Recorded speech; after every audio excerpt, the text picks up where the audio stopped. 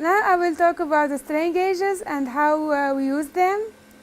Normally we measure the strain by extensometer, but that is when we measure the strain in the loading direction. But if we want to measure strain in the transverse direction or we want to measure small strains in different directions, so we use the strain gauges.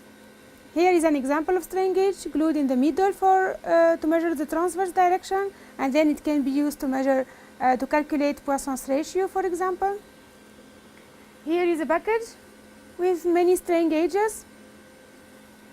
Here is written the name of the strain gauge.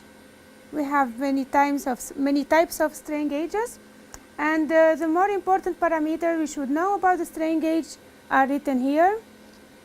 It's the strain gauge resistance, which is in this case 120 ohm, and the strain gauge factor. The strain gauge is made of long metal wire which is folded together and molded in a polymer thin film. And as you know, when the metal wire is stretched, it changes resistance, and the method of measurement of the strain using the strain gauge is based on that. The strain gauge measurement is based on a Wheatstone bridge method.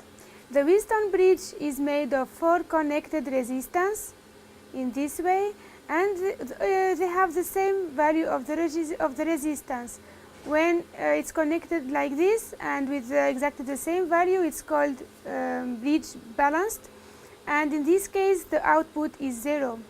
When one of the resistance changes a little bit, like for example if we change this one a little bit, we will get positive output, and if we want to change this one, for example, a little bit, so we get negative outputs. The resistance change or the output is so sensitive to the resistance change. This is how it works when we are using the strain gauge. So instead of one of the resistance, we insert the strain gauge and we balance it, so we get 0 output. Then if we introduce any load or we calibrate it, so we are changing the resistance, and this change is used in this expression together with the gauge factor in order to measure the strain. We have built a box with a Wheatstone bridge which has here 3 resistance of 120 ohm, which correspond to those resistance, and the 4th one here we will insert the strain gauge which correspond to this one. The Wheatstone bridge is now completed with the strain gauge. As you can see here, the strain gauge is connected here, and those wires they come from the strain gauge which is glued in the specimen.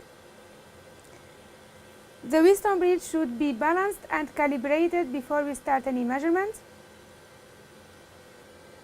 For the calibration we are using special resistance of 25 kilo ohm, and this value is used in this equation to measure the corresponding strain, which is about 0.23%.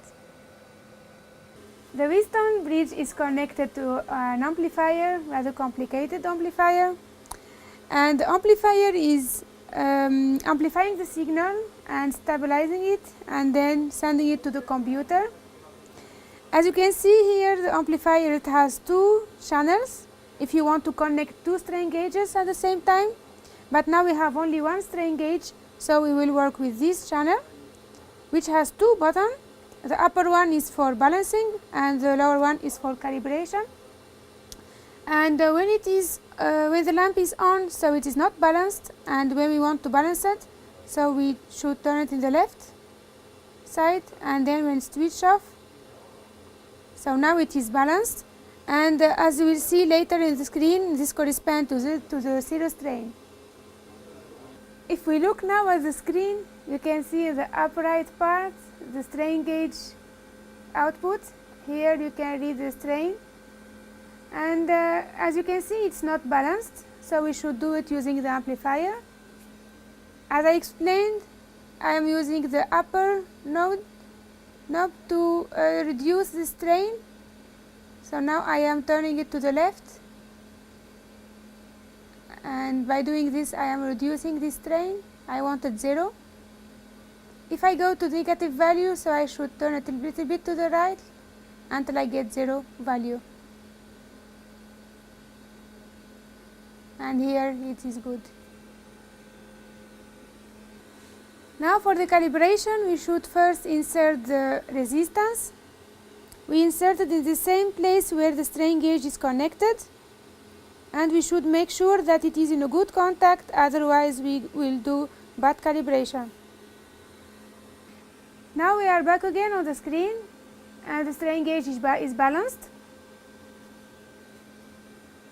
For calibration, we insert now the calibration resistance, and we are getting a new value, 0.20%, but this value is wrong because we know that it should be 0.23% for this calibration resistance. So we go again to the amplifier and we use the lower knob. Now I am turning it to the right to adjust it to 0.23%. And now when I remove the calibration resistance,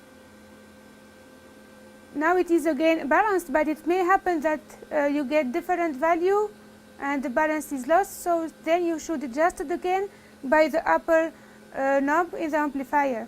And again you should check the calibration and at the same time the balance, and make sure that you have the zero value for the strain when it is balanced and 0.23% for the strain when it is calibrated.